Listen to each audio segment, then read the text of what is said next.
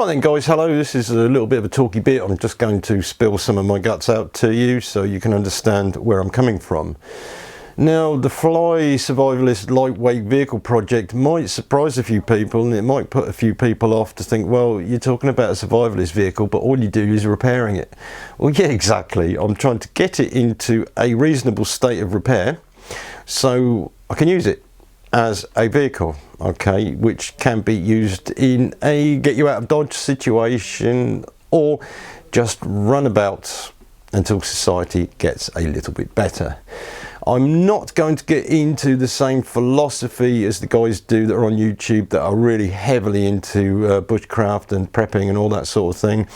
I'm coming at it at a totally different angle because big respect to the guys that do have all these bug out vehicles. However, I think a lot of the expense is completely unnecessary to me.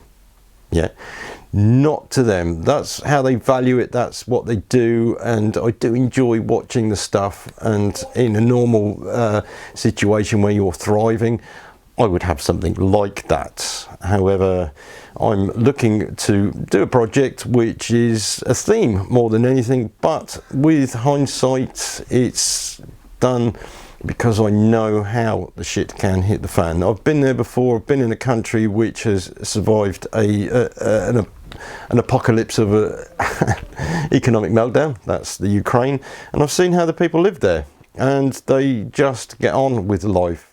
I'd love to take you there and show you the Ukraine and show you the parts which are applicable to people who are preppers, because the way that they live and the knowledge that they have is more interesting than watching YouTube and having a fucking rack full of guns and waiting for people to come and rob your house. Now, I'm not saying that's not going to happen in the United States, because it seems that the shit looks like it is going to hit the fan there, and they are all excited about it. So I'm not here to criticize anybody at all. I'm just putting myself over and showing my philosophy, which may help me survive. It may be a complete disaster. I'm not one of those guys that's going to brag about it. Just get on and fucking do it. Yeah. So yeah, the Fly project is a total loss project, which means that if things got desperate and the vehicle broke down, or is in a situation where I'd have to dump it, then that's exactly what I would do, and I would not shed a tear about it, because all the lock, stock and barrel of all the flash equipment that's in it will not be lost. It's going to be the most minimalistic, the most basic possible vehicle that it can be. And of course I'm going to strip out the seats at the back and use it in a prepper situation, because that is how I am living now. I'm not waiting for the shit to hit the fan. I am already living there because of the way things are. Yeah, I have a crap job with crap wages and so many demands on my finances. I have to find ways around things all the time, and that includes blagging tools from companies to show you how to do things, so therefore I've got things to trade with. Yes, okay. Now, I'm not going to tell you that I need donations, but you can donate to the channel if you like. It helps keep it going. However, this vehicle is going to be brought up to a standard where it can be maintained very easily, and it's cheap to do. Okay, so how I learned about this philosophy about total loss was being married to a Ukrainian, believe it or not. Yeah.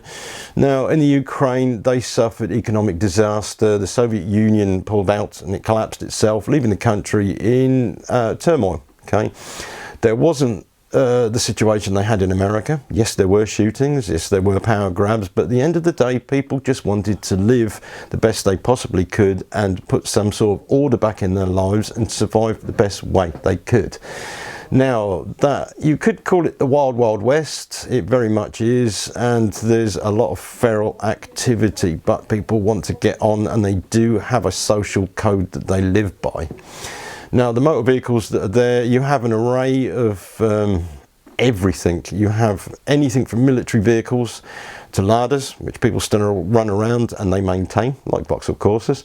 And then you have the guys that make an horrendous amount of money. They're always called criminals, but they are actually quite wealthy. However they do it, it's their business, and they'll drive about in Mercedes 4x4s and such like. Yeah, so it's interesting to see that there is no real class structure in that country, but when you look at the vehicles, that determines the class of the person or the class of the road users. Yeah, there are bandits in the country, and some of those wear police uniforms, and they're always on the cadge for trying to give you a ticket for an unknown offence and make money off you, and they will always take bribes. Yeah, although nowadays they tend to deny this, that it still goes on. That's just the way it is. So the situation in America, I think it is actually quite an eye-opener. The COVID situation that we have is an eye-opener, and we have things coming down the road in the UK which include Brexit. Okay, so I'm expecting a hard time. So I'm not buying a vehicle and showing you my vehicle as a status of how I am. I am buying a vehicle with anticipation of the future. Okay, so that's a vehicle that's cheap to run, that runs on petrol, which means that I can trade petrol if I need to. Yeah, and it's cheap to repair. Okay, so I can get bits. There's plenty of scrap vehicles around, and it's not a greedy, resource-hungry vehicle that demands a lot of money. Okay, now I know a few of you Land Rover owners and some of you bug-out vehicle folks are doing up camper vans and such like that. And I'll tell you what, if I had the money, I would be buying a camper van and I'd be doing it up, but I don't. But it's a future project for me. Yeah, for peaceful times. However, the mentality of bugging out, well, yes, it works if you don't have your vehicle taken off you. You would be a target, even if you're wearing camouflage gear. People will think, well, you're a prepper. Yeah, it's a uniform. Yeah, if you're driving around in a camouflage vehicle, a Land Rover, you're a target, aren't you? Yeah, if you've got a bigger vehicle, trucks and such, like, your fuel tank is a target, and if it's not protected, then they are going to even split the tank underneath and drain the fuel out. Yes, it does happen, and I've seen it in the Ukraine, and the vehicle that I took over there, which is an LDV van, had a steel plate on the fuel tank so they couldn't get at it. Yeah, which nobody nicked the fuel anyway, but that sort of thing happens. That is reality. Okay, so winches and lift suspension and off-road tyres and all that sort of thing is generally, if you're going to use it for that purpose. But four-wheel drive vehicles are high maintenance. They're resource hungry, very, very resource hungry. Whereas the Fly is more modest, and it is a road-going vehicle.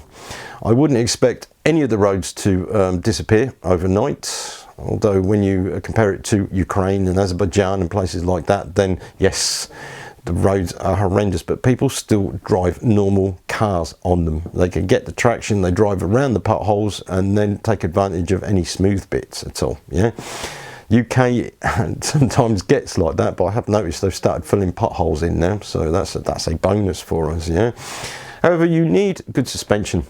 So this is what I work on. You need good brakes, you need a good engine that's economical. Yeah, and something isn't going to fail all of a sudden. So this is what I am working on. As for the interior, it has to be utilitarian, so the back seats are going to be ripped out, and I'm going to take up some of the suggestions that people said earlier.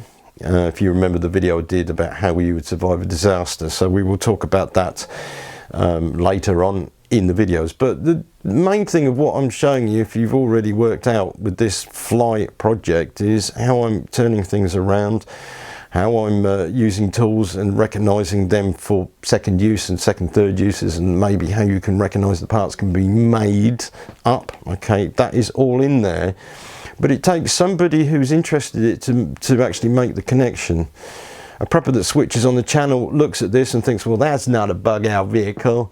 Well, it isn't, but it is. It's my style, it's my philosophy, and I'm sharing it, and you don't have to go with it. You do what you want to do what you feel you need to do, as long as you know that you're prepared for anything that's any eventuality, then you're fine. Yeah, even if it's just normal living, because even if you're driving out in the winter time in the UK and we suddenly get a blizzard snowstorm, which we do sometimes that lasts 2 days, some people get stuck out and they freeze to fucking death, don't they? Yes, don't they?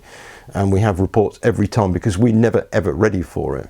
Well, saying that, some people are. The Land Rover owners, I know you're ready for a snowstorm in that project that you've got in the barn that's still got the bodywork on it. Yeah, so I've got some MREs I actually ordered, which I'm going to build a winter kit for, which is like a bug out bag, but it's just in case of breakdown or get stuck, because that vehicle will not be able to go through snowdrifts, will it? Yeah. Other things I want to do is actually have some bushcraft tools in there for the jobs I'm going to do, and we will be EMP protecting it, because you don't need to wait for a nuclear bomb to get EMP pulses to knock a body control unit out on a vehicle. The Citroen I've got, that has been hit twice by lamp posts, believe it or not. Yes, pulling up to lamp post, getting out, getting back in, and then turning it over and realising that the immobiliser's kicked in and it won't let the fuel into the engine. Yes, it's happened. The way around that is to disconnect the battery, let the system die down, and it resets itself. But it's the EMP, or is it EMF, that comes off some lamp posts are strong enough to knock out modern body systems or computerized systems. So that is a reality. That is a reality. So that's something to do. Run flat tires, all that sort of thing. Interesting, of course, but the main thing is to have this vehicle in serviceable repair. Okay, we had a shit hit the fan situation, a really serious one where the rule of law goes out of the window, then yeah, it's free for all, isn't it? And there won't be any MOTs, there won't be any police stopping you looking at bald tyres or anything like that. But in the meantime, we have to abide by the law, don't we? And I would hope that anybody, if they got in a situation like the Ukraine, or thought that this was going to happen, or maybe it does happen, is that road safety is still really, really important.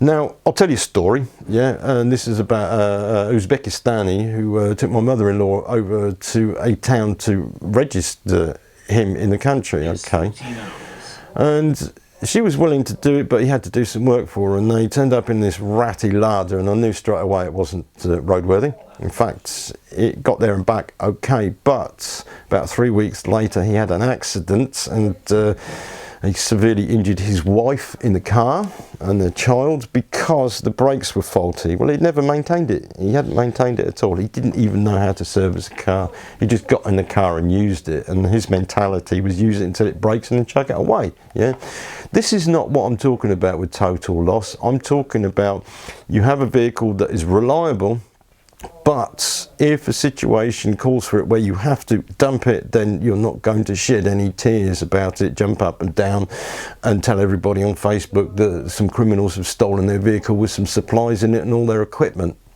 You know what I'm saying? Yeah, so anyway, yeah, that's me ranted enough for today. I don't really like just talking. I do like hands-on stuff, and this channel will continue the way it is for now. Once the vehicle's up and running properly and we've done all the urgent repairs, then we will start to modify the vehicle in a way. Obviously there are bits that are going to be put on it, low cost and not time consuming, so you'll get an idea of things that we do in my professional life that you don't see, which is modifications. Yeah, and yeah, trucks can be modified quite easily. Vans and cars, on the other hand, are very, very hard to do. Yeah, so keep that in mind. Keep that in mind. All right. So anyway, until the next video, I'll see you later. Okay. Goodbye.